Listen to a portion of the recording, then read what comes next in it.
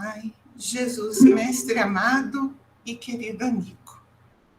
Aqui estamos, Senhor, mais uma vez reunidos em Teu santo e amado nome, na segurança dos nossos lares, cercados das oportunidades, Senhor, de união, de carinho, de família, e muitas vezes, Senhor, em meio às nossas lutas, mas sempre envolvidos no Teu amparo. Senhor, queremos te pedir que abençoe a casa de Miramês, os seus dirigentes, os seus tarefeiros. Visite os lares de todos os que se congregam conosco neste momento. Abençoe a nossa expositora da noite, para que ela possa receber as intuições que enviam aqueles que trabalham em seu nome. E especialmente, Senhor, nesta noite, queremos te pedir por todas as pessoas que não compreendem o valor da própria vida, por todas as pessoas, Senhor, que querem desertar da vida em revolta com as consequências das próprias escolhas do passado. Ó Senhor Jesus, tem piedade delas, tem piedade dos jovens, Senhor, que querem atentar contra a própria vida, desconhecendo a grandeza da oportunidade que receberam. Especialmente peço ao Senhor hoje pela jovem Hélida, para que ela se fortaleça e permaneça lutando nessa oportunidade sagrada que o Senhor lhe concedeu. Abençoe as águas de todos os lares que se unem conosco, dos que se encontram doentes, dos que se encontram em necessidade. Visite nestes lares as necessidades que são entregues em tuas mãos nesse instante, os problemas, as contas para pagar, Senhor, os medicamentos necessários, também, Senhor, os mantimentos que precisam abastecer, a cozinha de todos que necessitam sobreviver, os problemas morais, as dores que flagelam a alma, te entregando, Senhor, nessa noite, todas as necessidades. Vamos agora buscar-te naquilo que é mais importante, que constitui um motivo de progresso e melhoria de nossas vidas. Que o Senhor nos abençoe e que possamos aproveitar os ensinos da Tua palavra. Que assim seja, Senhor Jesus. Amém. Que assim seja. Vamos passar, então, a palavra para nossa irmã Miriam. Cristina, obrigado pela prece. Por favor, Miriam. Boa noite, de paz e alegria para todos nós que estamos aqui unidos e reunidos em nome de nosso Senhor Jesus Cristo, aos nossos irmãos encarnados e desencarnados. O tema dessa noite é a parábola do filho pródigo. Muitas pessoas falam que nem deveria chamar parábola do filho pródigo, né? Deveria chamar parábola dos dois filhos, parábola do filho perdido e o filho fiel, mas o nome não importa, o título, o que importa é o conteúdo dessa parábola. Essa parábola foi contada por Jesus quando os fariseus e escribas discriminavam Jesus porque ele comia com pecadores. Nessa palavra a gente vai ver que são diversos temas que são vivenciados no nosso dia a dia. Nessa parábola, Jesus fala dos dois filhos, tem três personagens nessa palavra: o pai e os dois filhos. O pai significa Deus, né? Ele não fala Deus, mas ele fala pai, mas parábola é para ser subentendida. Os dois filhos é a humanidade, com as nossas dificuldades, as nossas provas e expiações. Mas Jesus também fala nessa palavra, ele fala do livre-arbítrio, ele fala do arrependimento, da reparação, da compaixão, do perdão, do amor incondicional, da lei de causa e efeito, da família, da alegria, da humildade, da desculpa, da consciência, das leis de Deus.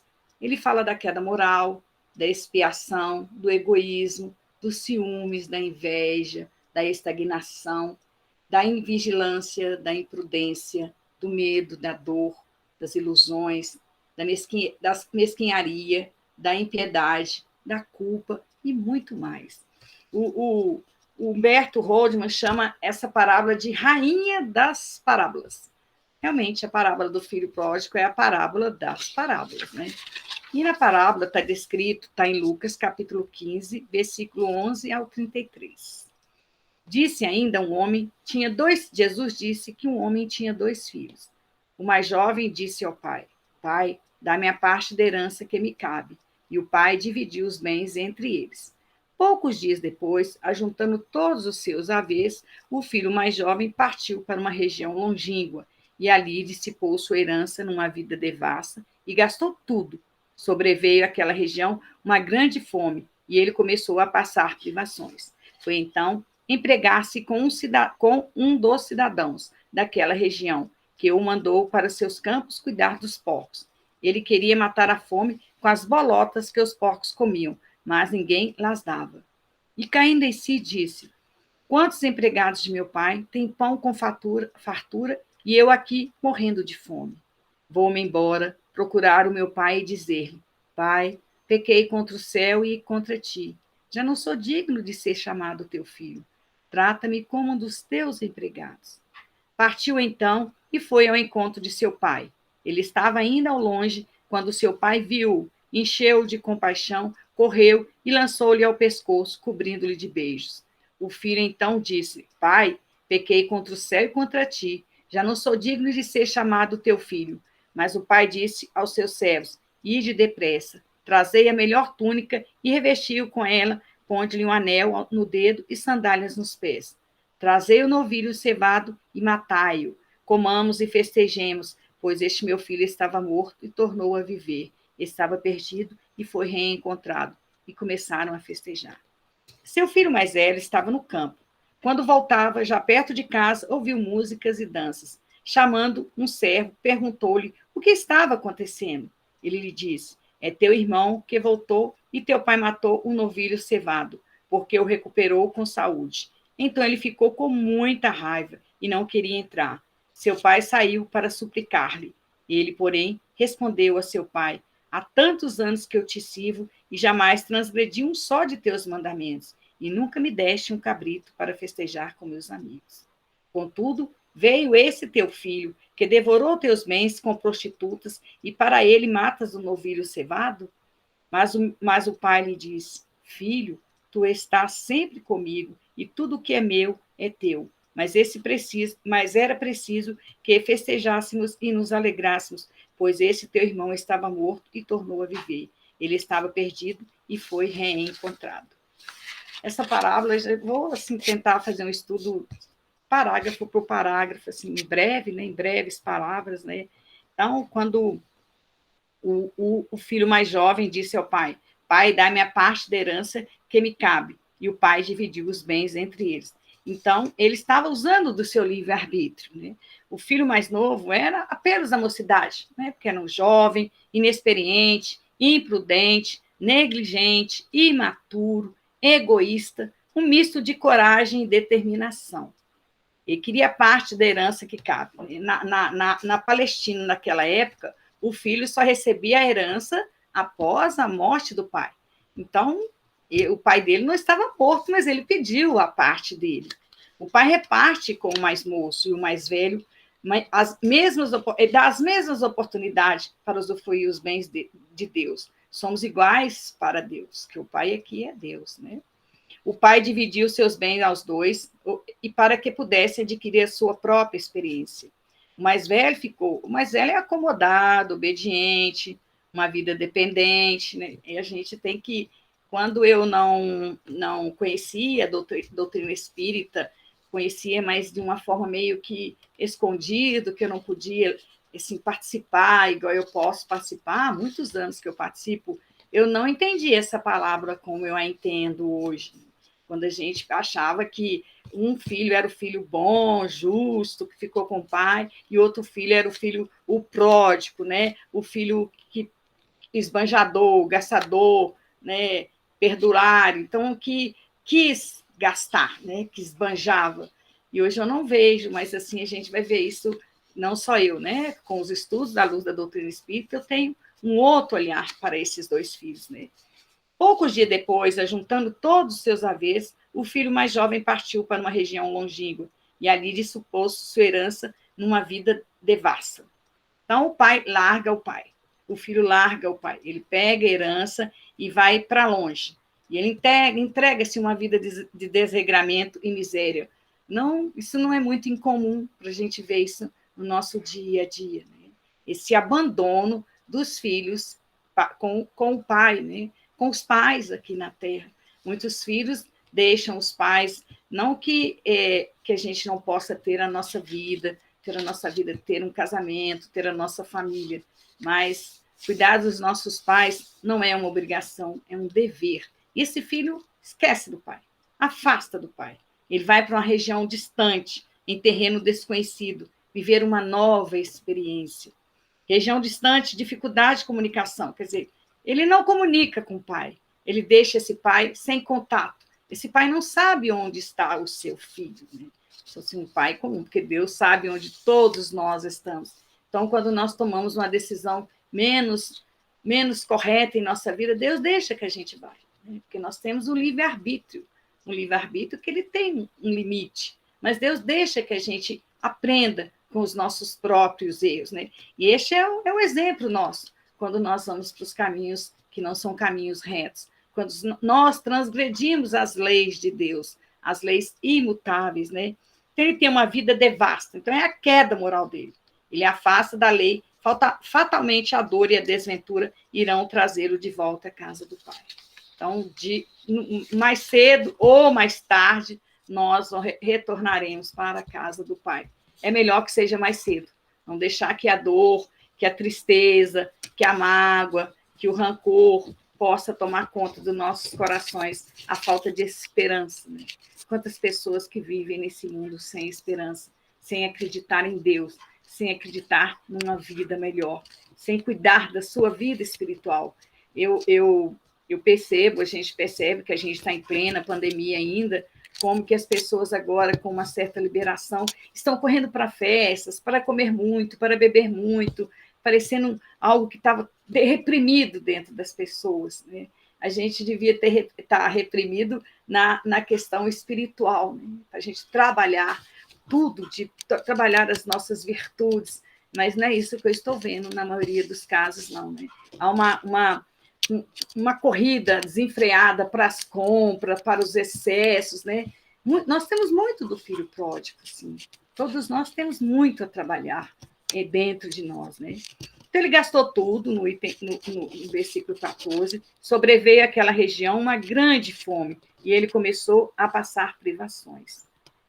Cometeu excesso, não fez previdente, faltou vigilância e prudência, né? Quantos excessos que nós cometemos em nossas vidas devido à nossa invigilância, né? Devido à nossa imprudência, devido à nossa falta de sintonia com o alto, devido à nossa falta de ouvir os conselhos das pessoas mais velhas, das pessoas prudentes. Na Bíblia é relacionado isso, é dito isso, que a gente deve ter amigos, para que a gente possa conversar, para que a gente possa buscar alguém que nos ajude a resolver as nossas dificuldades. Mas isso pode ser encontrado em nossa família, com as pessoas também que estão mais perto de nós. Que eu acredito que as pessoas que estão mais perto de nós é a nossa família. Mas quando a gente fala aqui da família de Deus, é a família universal, né? Somos todos nós, porque nós somos todos irmãos, filhos do mesmo Pai. Então, ele passou necessidade, a dor é sábia, executora da lei de causa e efeito, vem nos onerar pelos débitos adquiridos, quanto ao mau uso do livre-arbítrio, sofrimento para o despertar da consciência. Então, quando a gente faz mau uso do nosso livre-arbítrio, vem a dor, né?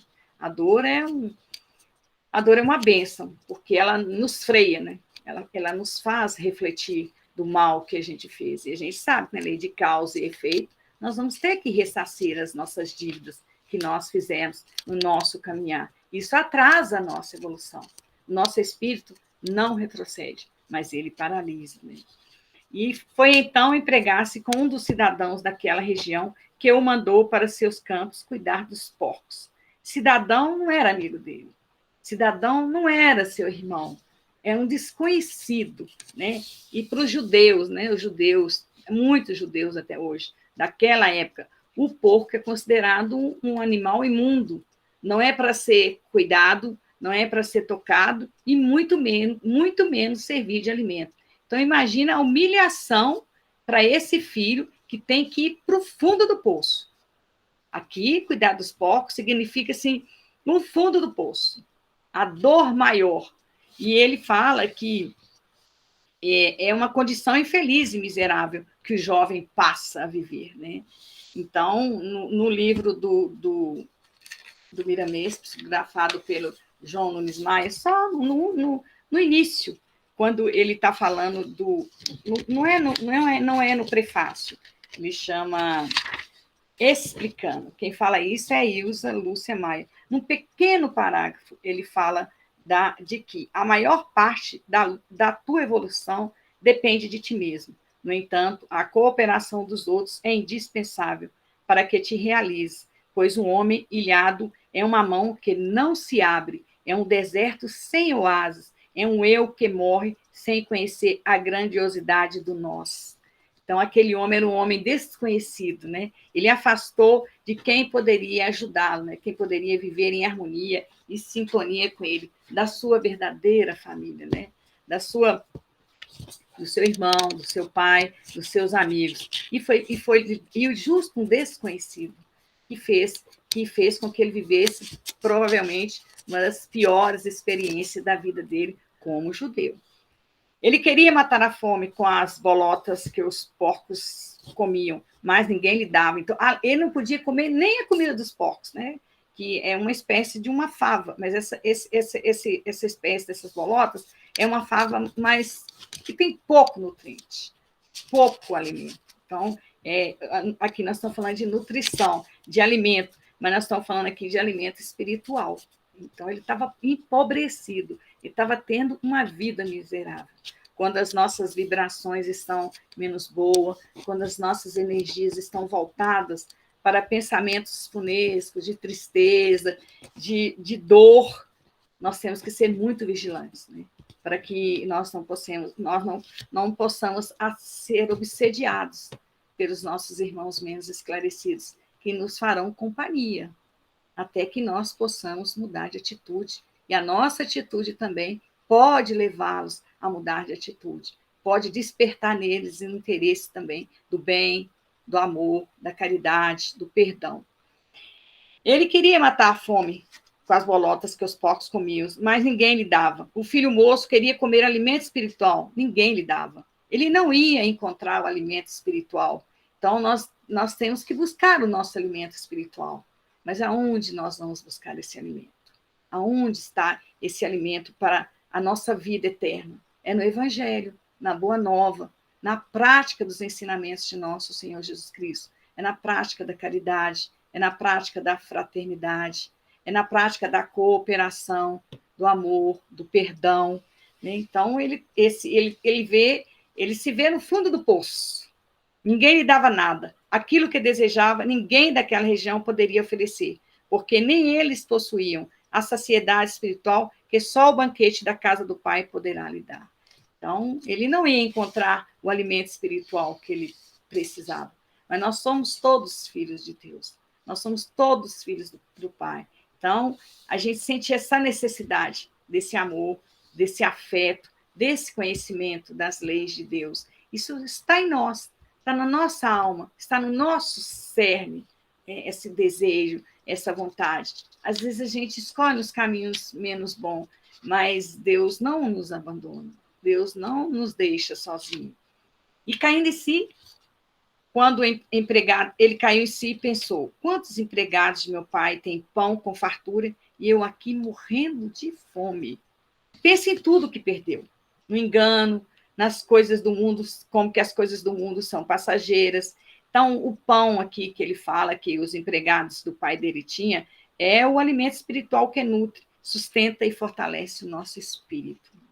Então, a gente precisa desse alimento espiritual. Ele é essencial para as nossas vidas. mas nós ainda damos muito pouco valor a esse alimento. Nós preferimos ficar com as coisas materiais, né? Com as coisas perecíveis que ainda existem no mundo.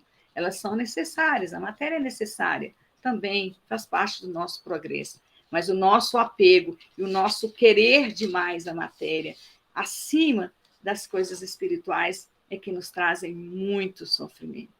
Então, ele cai em si, né? Quando ele cai em si e percebe que ele fez uma escolha errada. Ele percebe que está naquele mundo material que ele escolheu, é uma ilusão. Que aquele mundo não trouxe nenhuma alegria para ele. Não trouxe o alimento espiritual, não trouxe o mais importante, a paz. Porque nós podemos passar por vicissitudes, por dores, porque faz parte da nossa condição espiritual. Mas se nós tivermos a confiança em Deus, a paz, a serenidade, a tranquilidade, a fé, nós, com certeza, nós vamos vencer essas dificuldades. Ele fala, então ele toma uma decisão. Ele fala, vou-me embora, procurar o meu pai e dizer-lhe, pai, pequei contra o céu e contra ti. Então, ele toma uma decisão, né? É uma ação, o bem em nosso favor, ele toma uma decisão. O mesmo livre-arbítrio que o leva para uma terra distante é que move o seu desejo de retornar. Então, a mesma força que ele teve para levantar, sair, buscar aquele mundo desconhecido, essa força também existe em nós, para fazer o caminho de volta. Basta a gente acreditar. Então, ele passa pelo quê? Ele passa pelo arrependimento, pela expiação e pela reparação, né? São essas fases que a gente vai vendo aqui na parábola do filho pródigo. E o Allan Kardec descreve isso no capítulo 7 das penas futuras do Código Penal da vida futura. Na primeira parte, ele fala, vou falar rapidinho, o que o Allan Kardec fala sobre o arrependimento, sobre a expiação e a reparação. Isso é para nós todos, né? Nós todos somos pródigos. Que o arrependimento, conquanto seja o primeiro passo para a regeneração. Não basta por si só, são precisas a expiação e a reparação. Arrependimento, expiação e reparação constituem, portanto, as 3 condições necessárias para apagar os traços de uma falta e suas consequências. O arrependimento suaviza os travos da expiação, abrindo pela esperança o caminho da reabilitação. Só a reparação, contudo, pode anular o efeito, destruindo-lhe a causa. Do contrário, o perdão seria uma graça e não uma anulação. Então, não é necessário só que a gente sofra e que a gente arrependa dos nossos atos menos bons. É necessário que a gente repare esses atos, né? E Deus, na sua infinita misericórdia, tem muitas formas de nos conduzir a essa reparação. Mas ele vai reconhecer como que ele repara, né? Ele já quer voltar ao Pai. Ele quer falar com o Pai que pecou contra o céu e contra ti, quer dizer, contra Deus e contra o próprio Pai dele. Então, ele está arrependido. Ele já passou pela expiação, pela dor. É um momento de redenção dele. É o reencontro dele com sua própria consciência. Contando aqui na parábola, parece que esse tempo é um tempo rápido, né? Que isso se passa muito rápido na vida da gente. Mas tem situações da vida da gente que a gente leva séculos. Séculos, não estou falando dias, nem anos, nenhuma reencarnação. Séculos para a gente cair em si, para a gente refazer o roteiro da nossa vida, para a gente retornar para os braços do Pai, né? Então, aonde que está escrito as leis de Deus? No Livro dos Espíritos, nessa pergunta que Kardec faz aos Espíritos, na questão 621, são 2. Os Espíritos respondem, na nossa consciência. Então, como é que ele sabe que existe um caminho melhor, né? Como é que ele sabe que ele, voltando para a casa do Pai, ele vai sentir segurança, né? Porque Deus está na nossa consciência, no nosso íntimo. Jesus falou, vós sois Deus. É nesse sentido. Essa essência do bem, da paz, do amor maior, ela existe dentro de todos nós. Não tem filho de Deus perdido. Mas nós temos que acertar as nossas contas perante as leis de Deus. Ele fala: já não sou digno de ser chamado teu filho, trata-me como um dos teus empregados. Então, quando ele fala, já não sou digno de ser chamado teus filhos, ele não quer ser tratado como filho. Os empregados da casa do pai dele são muito mais bem tratados do que ele, naquela condição de sofrimento que ele estava lá cuidando de porcos, né? Então, quando ele fala que ele quer ser tratado como um dos seus empregados, é um sentimento de autopunição que passa pela cabeça dele, né? Passa pela consciência dele. É um sentimento também de humildade. Ele quer voltar para o pai, mas ele aceita a condição que o pai vai colocar nos nossos... Nós temos que aceitar as condições que o pai coloca no nosso caminho como aprendizado. Às vezes nós fazemos mau uso de algo que nos é muito fácil, né? Tudo muito fácil vai embora muito fácil. Então, depois nós temos que dar valor às coisas pequenas da vida, as coisas pequenas, mais simples da vida, como o ar que nós respiramos, nós damos valor à natureza, as coisas simples, a ouvir a voz de alguém que a gente gosta, a uma criança, a um sorriso de uma criança, a um contato com o idoso, ao cuidar de uma pessoa, as coisas mais simples, que a gente nem via que existia. É cuidar de uma planta, cuidar de um animal, são essas coisas simples, né? Que a gente não percebe quando a gente está com o nosso foco só da nossa vaidade, né? Então, ele foi embora. Ele preparou esse discurso, né? Que ele vai pedir o perdão ao pai dele, ele vai procurar o pai, pequei contra o céu e contra ti, já não sou digno de ser chamado teu filho. Trata-me como um dos teus empregados. Então, ele parte, ele vai embora daquela terra distante, ele volta para o colo do pai. E foi ao encontro de seu pai. Ele estava ainda ao longe, quando seu pai viu, encheu de compaixão, correu e lançou-lhe ao pescoço, cobrindo-lhe de beijos. Para mim, este é o parágrafo da parábola do filho pródigo que mais mexe com o meu coração. É quando ele vai ao encontro do pai, né? Quando a gente vai ao encontro de Deus, quando a gente sabe que nos nossos momentos mais difíceis, mais dolorosos, Deus está ali a nos socorrer. Mas nos momentos também de alegria, nos momentos de felicidade da nossa vida, Deus também está presente em nossas vidas, né? Então, aqui fala que ele não estava perto, ele estava longe, e que o pai enche de compaixão, corre e lança-lhe ao pescoço, quer dizer, abraça e enche-lhe de beijos. Compaixão. Por que o pai sente compaixão, né? O que é compaixão, né? É colocar-se no lugar do outro, é ficar enternecido de amor por outra pessoa, encher seu coração de amor, desejo de ver aquela pessoa bem. Imagina com um pai que vê seu filho voltando, quanta alegria esse coração desse pai se enche. No livro Palavras de Vida Eterna, né, do Emmanuel, psicografado pelo Chico, no capítulo 97, tem um título, no título que chama Pai e Amigo, ele fala desse momento em que ele levanta e vai ao encontro do pai dele. Ele fala que o amor, eu não vou ler o texto todo, né? Eu descrevi no chat quais os livros, que quando vocês tiverem a oportunidade de buscar, vocês, né, vão apreciar a leitura nela toda. Fala que o amor de Deus nunca falta. Para toda ferida haverá remédio adequado. Para todo desequilíbrio aparecerá reajuste. Fixa-te no ensinamento do Cristo, enunciando o retorno do filho pródigo.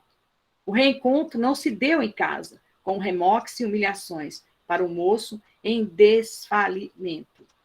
Assinalando-lhe no caminho de volta, e quando ainda estava longe, o pai, ao vê-lo, moveu-se de íntima compaixão, e correndo lançou-lhe ao pescoço e o beijou. O pai não esperou que o filho se penitenciasse, e o arrojo, não exigiu excusas, não solicitou justificativas, e nem impôs condições de qualquer natureza para estender-lhe os braços, apenas aguardou que o filho se levantasse e lhe desejasse o calor do coração. Eu fico imaginando isso acontecendo com a gente, né? Quando alguém que faz, ou quando a gente sempre acha que alguém vai fazer algo conosco, né? Vou trocar. Quando nós fazemos algo com alguém, que prejudicamos alguém, e que nós vamos ao encontro dessa pessoa e pedimos perdão. Né? E pedimos com que essa pessoa nos perdoe. E essa pessoa, com esse coração aqui, né? Nós estamos falando do Pai, né? Nos recebe, nos perdoa e nos dá uma nova oportunidade para a gente continuar essa amizade, a relação de pai, de mãe, de filho, de irmão, de amigo. Como que isso é importante para a gente? Né? Como que todos nós precisamos uns dos outros. Eu não acredito que não tenha nenhum de nós que nunca tenha passado por essa oportunidade. Essa oportunidade de pedir perdão e reconhecer os nossos erros diante das nossas dificuldades, diante das nossas debilidades, e a outra também é de perdoar alguém, ou nem perdoar, porque seria bom que se nós não ficássemos ofendidos, né? Este pai, na verdade, ele não fica ofendido, porque ele é Deus, né?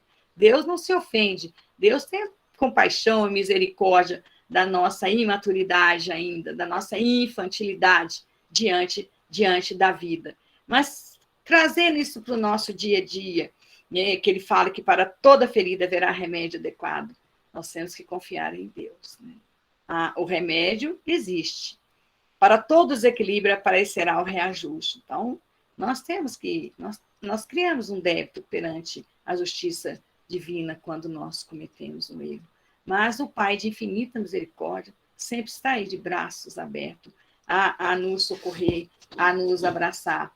Porque Deus ajuda o homem através do homem. Não é Deus que vai descer e vai descer. Quem diz que vai descer ou vai subir, né? É que Deus é o outro que vai nos dar esse socorro. O outro Filho de Deus que está sempre a nos socorrer. Porque, como eu disse no início, Jesus é criticado no início da parábola pelos fariseus, pelos escribas, né? Pelas companhias com que Jesus andava, pelos pecadores, aos olhos dos escribas e dos fariseus. Era um julgamento que eles estavam fazendo do comportamento de Jesus. E já Jesus está falando, né, que os doentes precisam de remédio. Né? Um cego não pode guiar outro cego. Então, nós temos que ter essas pessoas, esses espíritos mais nobres, para nos ajudar na nossa caminhada. E nós temos todas as oportunidades, principalmente nós, os espíritas, que acreditamos na reencarnação. Quantos livros nós temos ao nosso alcance para nos ajudar?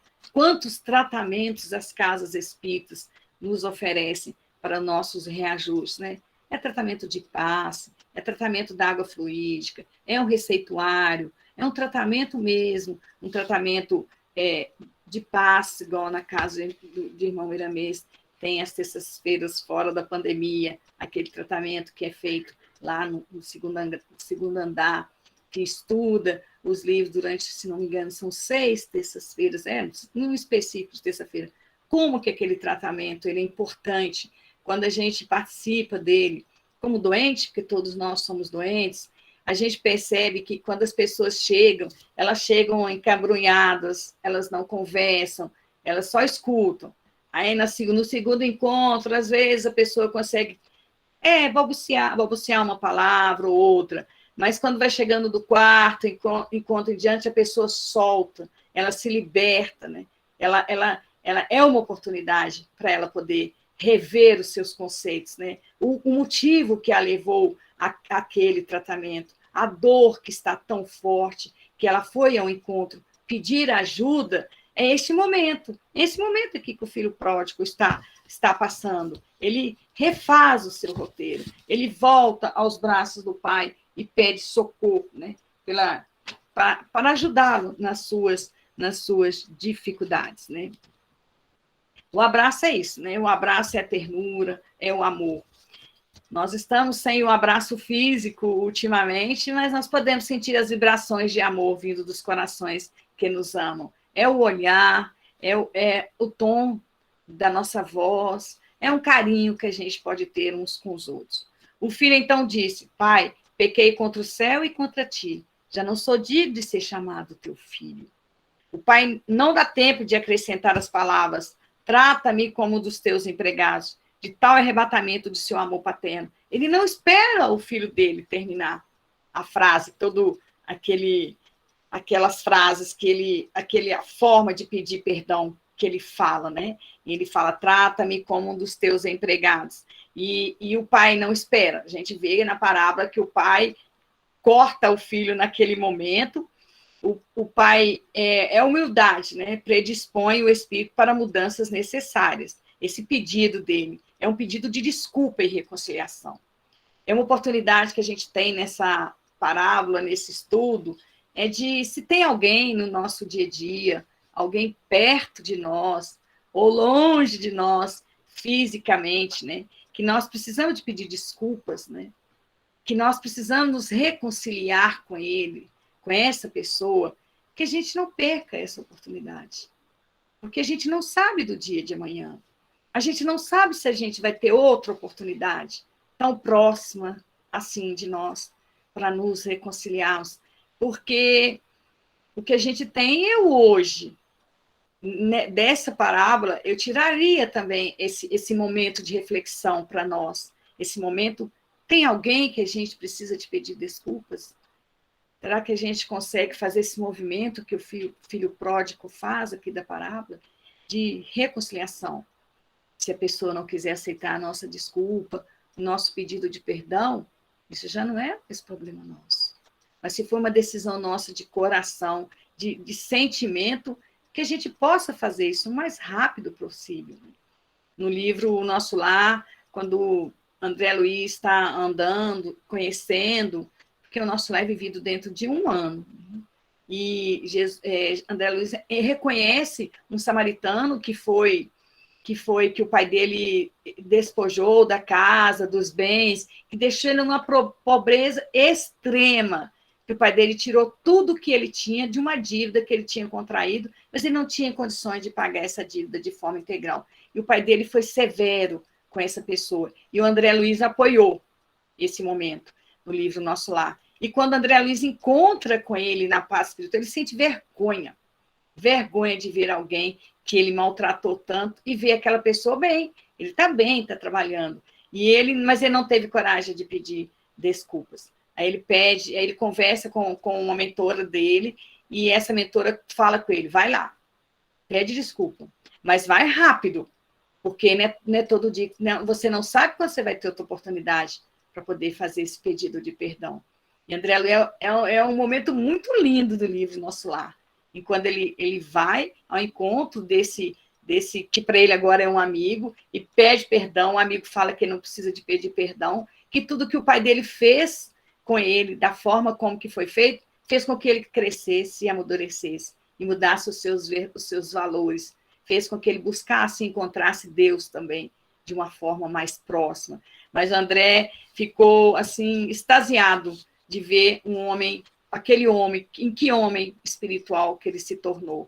É isso, né? O André aproveitou essa oportunidade, que nós possamos rever a nossa vida, se tem alguém para a gente pedir perdão, que a gente peça logo, que a gente não demore nesse nosso pedido, né? É abrir o nosso coração. Confessar diante do próximo, gente, é abrir o nosso coração. Mas o pai disse aos seus servos, ide depressa, trazei a melhor túnica e revestiu com ela, ponde-lhe um anel no dedo e sandálias nos pés. Porque a túnica, a sandália nos pés e o anel no dedo era significado que o pai o via como filho, e não como um dos empregados que ele falou que queria ser tratado. Então, traz de novo ele para a convivência. É o aconchego do lar, cheio de ternura. O pai considera o filho como um filho amado que estava perdido. Então, a consideração é 100% o filho. Assim é Deus conosco, né? Deus é misericordioso e bondoso com todos nós, todos os momentos. Nós é que ainda não percebemos esse amor incondicional, imensurável que ele tem por todos nós. E o pai fala, trazei o novilho cevado e matai-o, comamos e festejamos. Então ele sentiu júbilo diante do acontecido. Em Lucas, no capítulo 15, no versículo 7, né, no mesmo capítulo da parábola, Jesus falou, digo-vos que assim haverá alegria no céu por um pecador que se arrepende, mais do que por 99 justos porque não necessitam de arrependimento. Então, o valor que tem esse perdão para Deus, o valor do arrependimento sincero, do arrependimento verdadeiro. Pois esse meu filho, o pai fala, estava morto e tornou a viver, estava perdido e foi reencontrado. E começaram a festejar. Perdido? Como que esse filho estava perdido? Ele estava perdido no labirinto das ilusões e se encontra no caminho reto do amor. Né? Ele estava voltado para as coisas materiais. Né? Ele estava morto para a vida espiritual dele e voltou a viver. Né? Que a gente pensa quando tem morrer, que morre não é o nosso corpo, o nosso espírito é eterno e nós temos que apressar os nossos passos para a nossa regeneração, para a nossa evolução. Seu filho mais velho, essa é a parte que a gente, quando eu não era espírita, eu não via com os olhos que eu vejo hoje, nem com o coração que eu vejo hoje. Que ele fala, seu filho mais velho estava no campo. Quando voltava, já perto da casa, ouviu música e danças. Chamando um servo, perguntou-lhe o que estava acontecendo. Esse lhe disse, é teu irmão que voltou, e teu pai matou o novilho cevado, porque o recuperou com saúde. Então, ele ficou com muita raiva e não queria entrar. Seu pai saiu para suplicar. Quando esse irmão viu que o outro irmão dele voltou, ele não gostou. Né? O pai vem ao encontro dele, desse filho, ele mostrou que ele era um filho egoísta, pois o amor de Deus é incondicional. Deus não ama um e ama o outro de forma diferente. Um amor incondicional.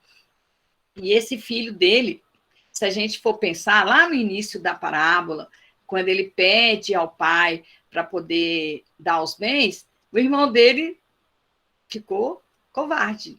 Ele não se pronunciou, ele não conversou. Na Palestina, as pessoas, quando tem um conflito, como hoje tem acontecido com mais comum, é feita uma conciliação. É chamado as pessoas que estão com dificuldades umas com as outras e é feita uma conciliação. E esse conciliador é um amigo. No caso, seria o filho mais velho, né, que ele é o primogênito. Ele deveria ter feito a conciliação, tentado, né, a conciliação para que o pai dele, para que ele não se afastasse da família. A importância de nós, espíritas cristãos, né, quando nós somos chamados a ser conciliadores de alguém no nosso dia a dia, de um irmão nosso, para que nós não sejamos omissos, para que nós possamos nos pontuar diante daquela dificuldade, mostrar os caminhos, se a gente tiver condição de ajudar um ao outro. Que nós não ficamos como esse segundo filho, né, em cima do muro, e ficar em cima do muro é posição para alvo, é posição de indeciso. E nós somos chamados todos os dias. Não tem como se esquivar, chamados para trabalhar nessa seara de nosso Senhor Jesus Cristo. Enquanto o Eliana Alves, no universo maravilhoso das parábolas, ela fala que enquanto seu irmão verticalizava sua atitude, ele permanecia na horizontalidade de seus interesses mais rasteiros. Enquanto o irmão dele subia, né, na ascensão, subia espiritualmente, se elevava, esse irmão ficou horizontal, ficou rasteiro, né? Ficou baixo, né? Ficou numa inferioridade moral diante da atitude e da decisão do outro filho. Né? Ele, porém, respondeu a seu pai, há anos que eu te sirvo e jamais transgredi um só de teus mandamentos e nunca me deste um cabrito para festejar com meus amigos. Né? Então, ele ficou ali remoendo, né? Ele é um egoísta. Ele censura, ele reclama, ele fala do pai, quer dizer, ficou engasgado com a atitude do pai dele de dividir a herança. Ele não gostou, mas ele também não falou naquele momento. Ele sente ciúmes dele. Ele reprova o comportamento do pai e confrata com ele, quer dizer, e discorda com ele, discorda dele, da atitude dele, da decisão de receber. Quando o irmão dele foi embora, então ele gostou. Né? Ele gostou que ele tivesse ido. Por quê? Ele queria ficar sozinho. Ele queria ficar com a herança que foi dividida nas partes e ficar com o pai. E ficar também na posição de conforto. Que por pior que tenha sido essa decisão do filho do filho pródigo, ele teve coragem. Pelo menos ele teve coragem de ir lá tentar, quebrou a cara, quebrou. Mas ele aprendeu. Mas ele não ficou na inércia. Ele não ficou sem fazer nada. Então, isso vai acontecer conosco aqui na Terra, diante das nossas fragilidades. Nós vamos sofrer? Vamos. Mas nós vamos levantar e reerguer. E com a luz da doutrina espírita também, as nossas vidas, as nossas dores ficam bem mais suaves. Não que elas não existam para nós, mas nós temos uma fé raciocinada. Nós temos condições de compreender as nossas dificuldades e temos condições de passar com mais serenidade. É isso que Jesus nos ensina diante do seu evangelho da Boa Nova, né? Então, esse filho egoísta, o Emmanuel fala dele no livro Pão Nosso. Ele fala que esse filho, no capítulo 157, ele fala que a parábola não apresenta somente o filho pródigo, mas aguçada atenção encontraremos no filho egoísta. O ensinamento velado do mestre demonstra dois extremos da ingratidão filial. Um reside no esbanjamento, o outro na avareza. São as duas extremidades que fecham o círculo da incompreensão humana. Observando a generosidade paterna, os sentimentos inferiores que o animam sobe à tona ele na demonstração da sovinice. Contraria-o a vibração de amor reinante no ambiente doméstico. Alega como um autêntico preguiçoso os anos de serviço em família, invoca na posição de crente vaidoso a suposta observância da lei divina e desrespeito genitor, incapaz de partilhar o justo contentamento. Este tipo de homem egoísta é muito vulgar nos quadros da vida.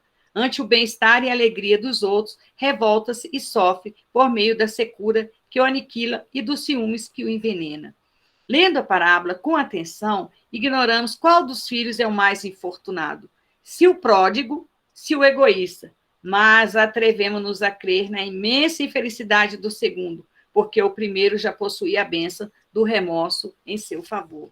Esse texto do Emmanuel é belíssimo, né, gente? É um texto para a gente estudar a nível de miudinho, para a gente ver como a parábola, como diz as pessoas que fazem estudos mais profundos, teólogos, que a parábola, que os dois filhos somos nós. Falta 3 minutos, quando estiver terminando, eu vou, se der, né? Claro que eu vou terminar, né? Então, contudo, ele fala com o pai dele, contudo, vê esse teu filho que devorou teus bens com prostitutas, para ele matas um novilho cevado. Então, ele é um puritano, ele vangoria-se de nunca haver transgredido os mandamentos, mas o seu coração é toda mesquinhez e impiedade, e devorado por inveja torpe, não percebe o seu despeito contra o próprio irmão e o impede de compartilhar do regozijo que vai pela casa paterna. Então, o que ele fala? Veio esse teu filho. Né? Quando ele chama ele de teu filho, é porque ele não considera ele como irmão. Ele não considera ele como sua família. Né? E fala, e matas um novilho cevado, quer dizer, um novilho seria um boi, uma vaca, em termos de tamanho, ele é muito maior. Né? O filho não realizado não chama o outro de irmão. Não havia afinidade entre eles. Né? Humberto Roden fala isso no livro Jesus Nazareno. Ele é um filósofo, quer dizer, não tinha afinidade. A importância da gente ter afinidade uns com os outros. Mas nós só teremos afinidade se nós estivermos na mesma sintonia, né? O filho estagnou no plano do pré-evolutivo, não processou o autodescobrimento. Ele ainda não conhece o estranho que habita dentro dele. Então, ele passou por tudo isso, mas ele não se conhece. Ele é um estranho dentro dele mesmo. Toda essa revolta, toda essa mágoa. Quanto tempo ele ficou contendo isso dentro dele, né? Esses ciúmes. São sentimentos, são emoções que nos levam a refletir do nosso comportamento no dia a dia. Olha, gente, deu 9h50. 8h50. Eu continuo? Tem uma pergunta, Miriam. Pode fazer, que se eu ficar lá no chat, eu fico meio perdida. Você pode fazer para mim? É uma questão que a Maria Eugênia Alves, ela perguntou o seguinte: por que o pai não aceitou que o filho assumisse o lugar de um servo? essa experiência não serviria de reparação junto ao Pai? Porque o Pai não nos trata como servos, né? O Pai nos trata como filhos.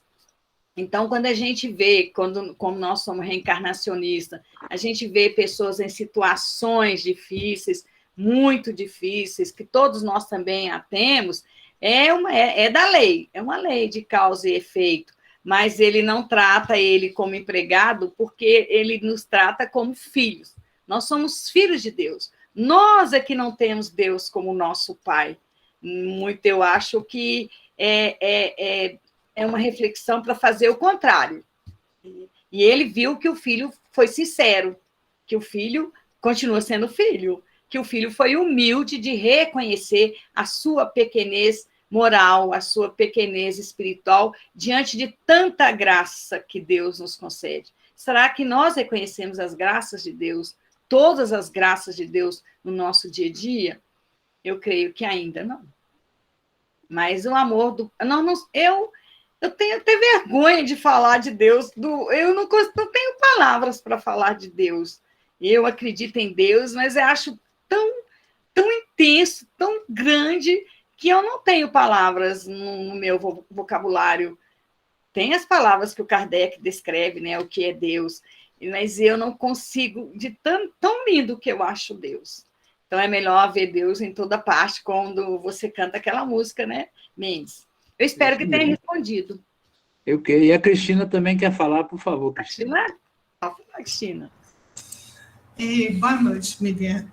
Bom, é interessante essa pergunta da Maria Eugênia também, porque a gente precisa recordar que a justiça de Deus nunca vem sem a misericórdia dele, né?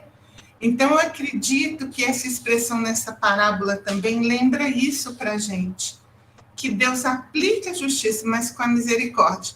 E eu estava lendo hoje o Iniciação Viagem Astral, Miriam, e encontrei 2 citações do Miramês que me lembraram muito esse tema que você ia trabalhar, sabe?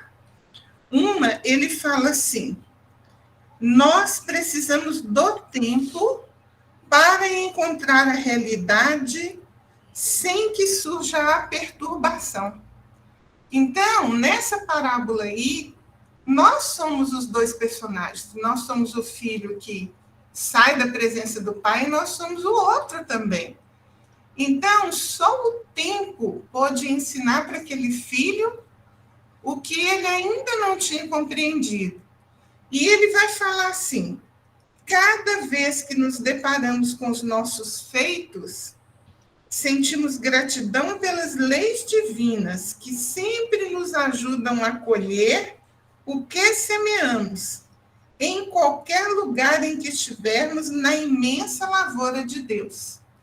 Então, em relação àquele filho, né, que sai da casa do pai, tomado pelo orgulho, pelo egoísmo, né, e que aprende com o tempo e volta, e o Miramês respondendo Lancelin também sobre as lutas que ele ainda trazia, ele fala assim, olha que interessante, Miriam, já reúnes qualidades para encontrar-te com o joio que plantaste, porque já sabes como arrancá-lo sem perda do trigo que começa a semear.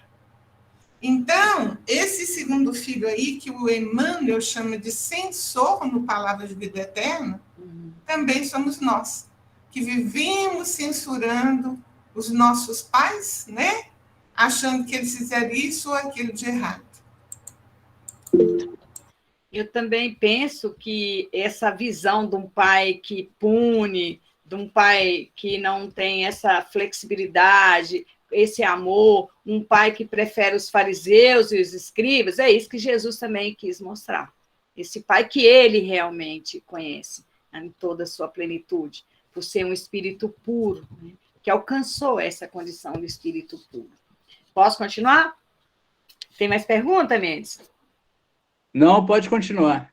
Faltam só 2 versículos. Mas o pai lhe disse: filho, tu estás sempre comigo, e tudo que é meu é teu.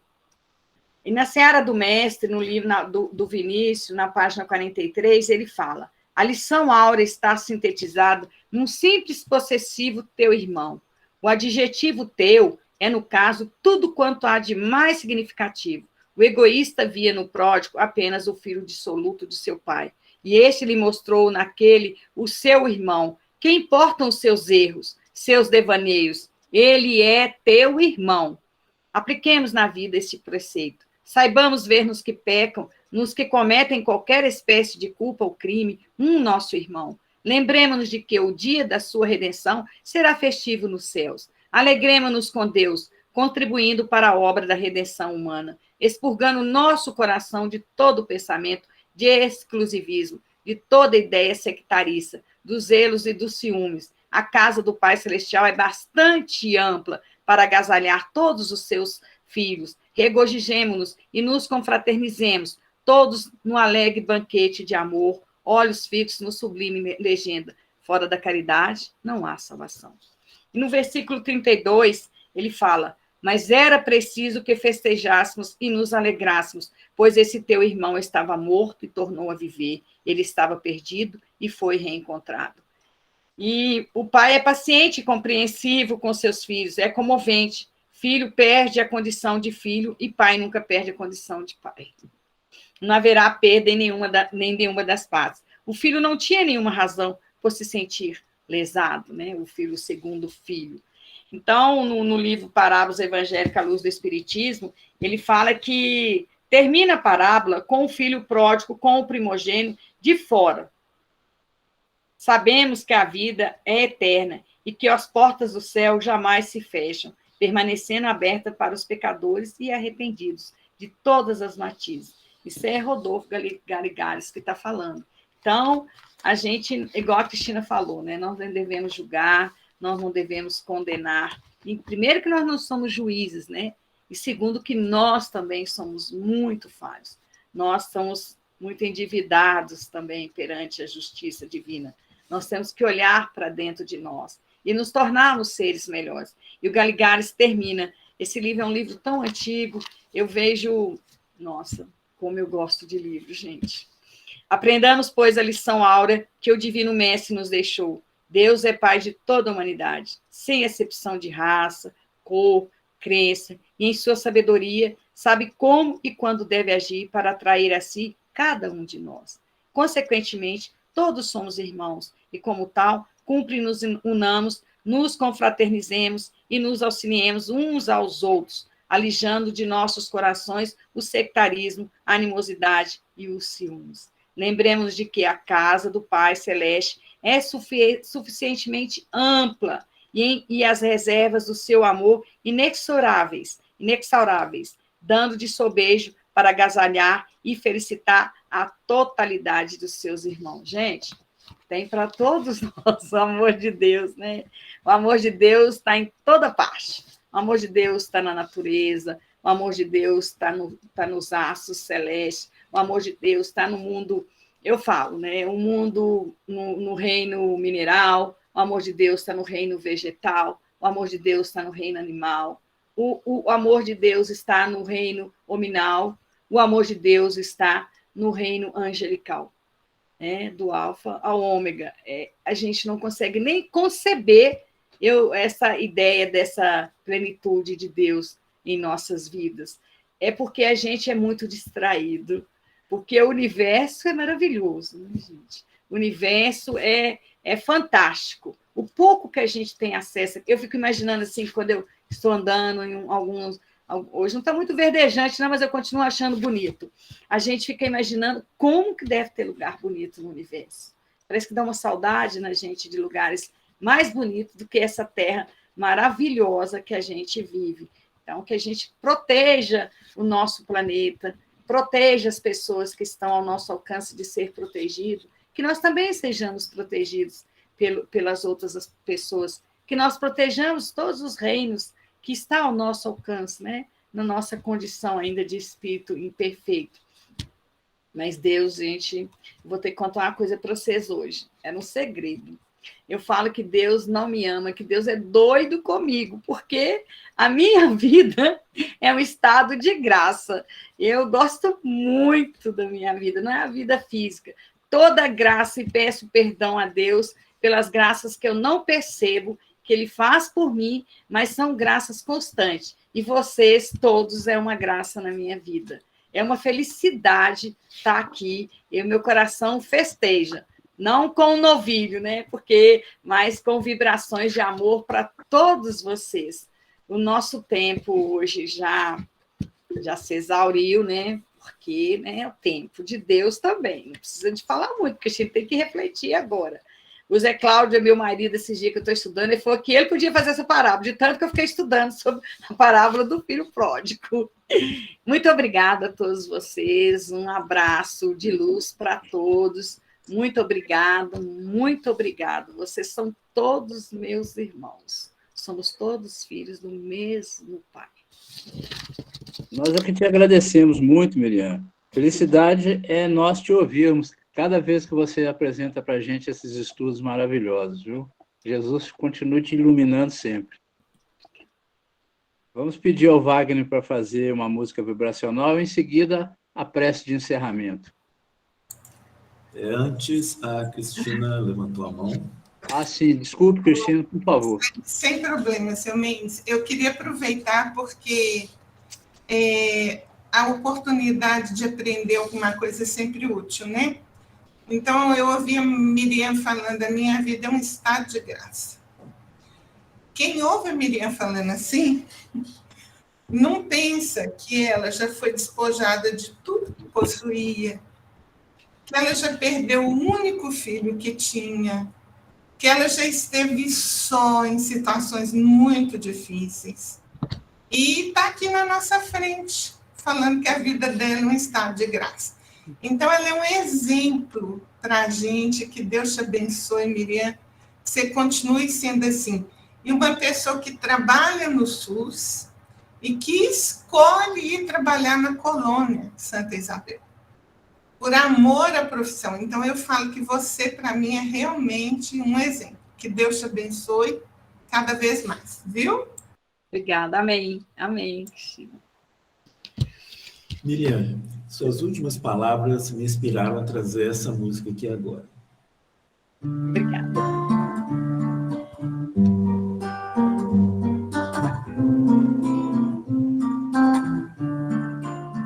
Eu vejo Deus em toda parte, abençoando a terra, o céu e o mar, a natureza em flor, proclama o esplendor da sua glória e a grandeza do seu amor.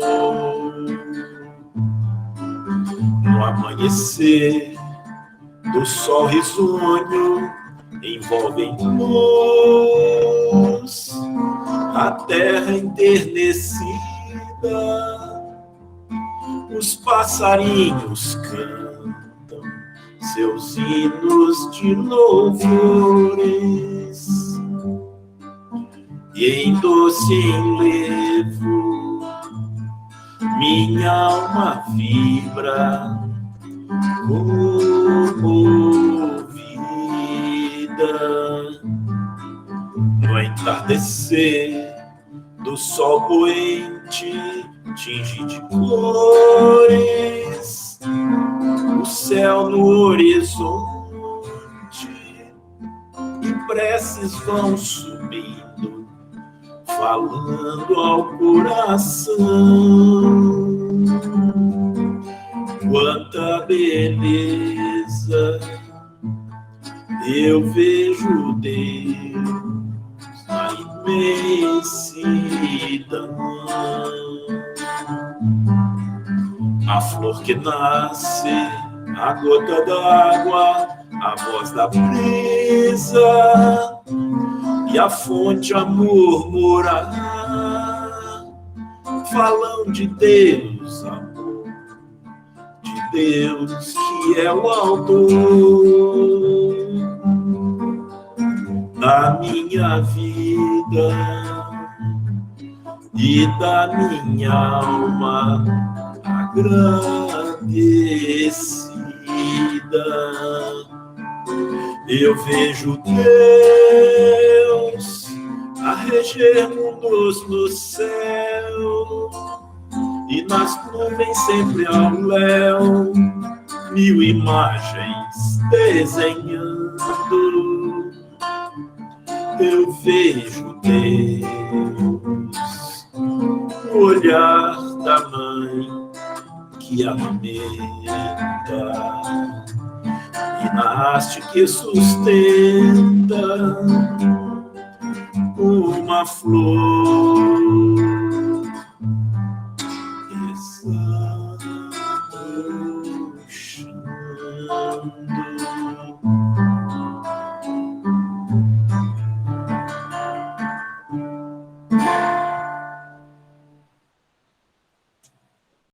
Mestre Jesus, agradecemos por mais essa oportunidade de estarmos aqui juntos nessa noite de estudos, que nós todos possamos abrir nossos corações e nossas mentes para essas mensagens que nos foram trazidas por vós há 2000 anos atrás e aqui interpretadas tão brilhantemente pela nossa palestrante.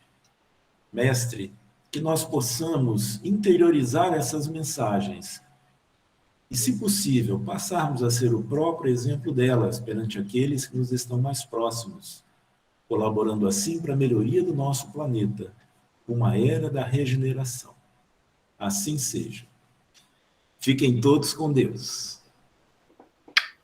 Muito obrigado a todos, que Jesus nos envolva, a cada um, a cada família aqui representada. Boa noite a todos. Miriam, mais uma vez, beijão para você, muito obrigado.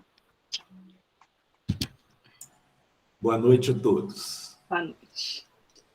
Boa noite, gente.